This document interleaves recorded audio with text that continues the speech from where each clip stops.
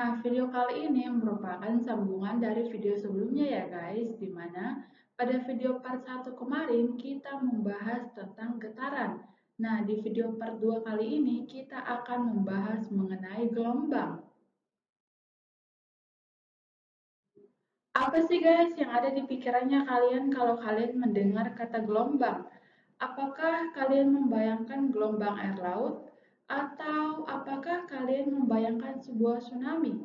Tsunami kan identik dengan gelombang yang besar. Tapi guys, bukan gelombang itu ya yang akan kita bahas di video kali ini. Gelombang itu ada pembahasannya sendiri. Jenis-jenis gelombang yang seperti yang tadi itu ada pembahasannya sendiri. Nah, di video kali ini kita akan membahas gelombang dari segi fisika. Jadi, gelombang dari segi fisika merupakan getaran yang merambat dengan membawa energi. Nah, energi yang merambat ini dapat melalui dua cara. Yang pertama dengan menggunakan medium atau zat perantara, dan yang kedua merambat di ruang hampa atau tanpa menggunakan zat perantara. Gelombang yang merambat dengan menggunakan medium dinamakan gelombang mekanik. Contohnya ialah gelombang pada tali yang digerakkan. Nah, di sini tali berperan sebagai mediumnya. Contoh lainnya ialah gelombang air laut. Nah, di sini yang berperan sebagai mediumnya ialah air laut itu sendiri. Kemudian, gelombang yang merambat di ruang hampa atau tanpa menggunakan medium atau zat perantara dinamakan gelombang elektromagnetik. Contoh dari gelombang ini ialah gelombang radio. Kalian tentu tahu dong bahwa gelombang radio ini memiliki peran yang penting di bidang informasi dan komunikasi. Nah, tadi kan kita sudah membahas jenis gelombang dari segi medium atau zat perantaranya. Sekarang kita akan membahas gelombang dari segi arah getaran dan arah rambatnya. Jadi, berdasarkan arah getaran dan arah rambatnya, gelombang terbagi atas dua. Yang pertama ialah gelombang transversal, yaitu gelombang yang arah getarannya tegak lurus terhadap arah rambatannya. Dan yang kedua ialah gelombang longitudinal, yaitu gelombang yang arah getarannya sejajar dengan arah rambatannya. Di video getaran kemarin guys, kalian tentu ingat bahwa ada yang dinamakan satu getaran penuh dan juga ada syaratnya untuk kita menentukan satu getaran. Nah, di gelombang juga ada guys, tapi syarat antara gelombang transversal dan gelombang longitudinal itu berbeda. Untuk gelombang transversal, syarat untuk terbentuknya satu gelombang itu ialah harus terdiri dari satu bukit dan juga harus terdiri dari satu lembah. Yang mana bukit, yang mana lembah? Bukit itu yang terletak di bagian atas, sedangkan lembah itu yang terletak di bagian bawah. Nah, sedangkan syarat terbentuknya satu gelombang untuk gelombang longitudinal ialah harus terdiri dari satu rapatan dan juga harus terdiri dari satu regangan.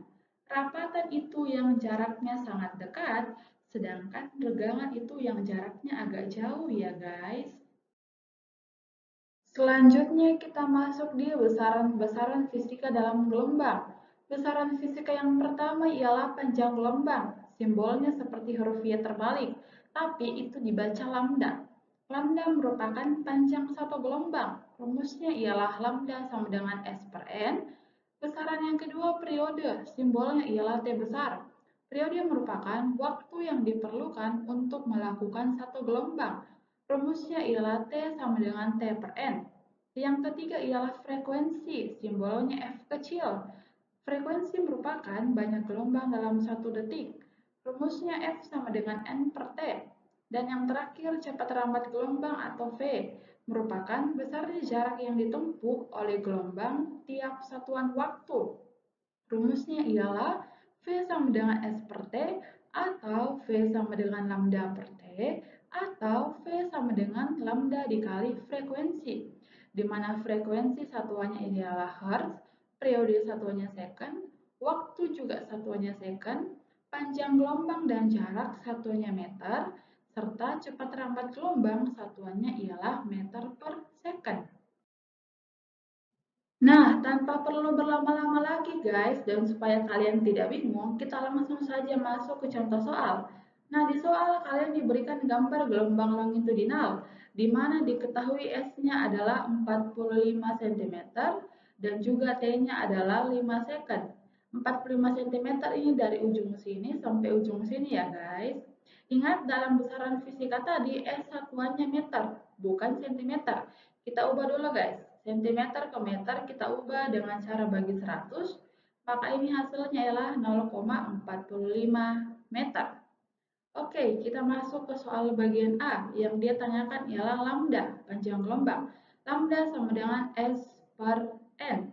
S-nya ialah 0,45 meter. N-nya kita tentukan dulu.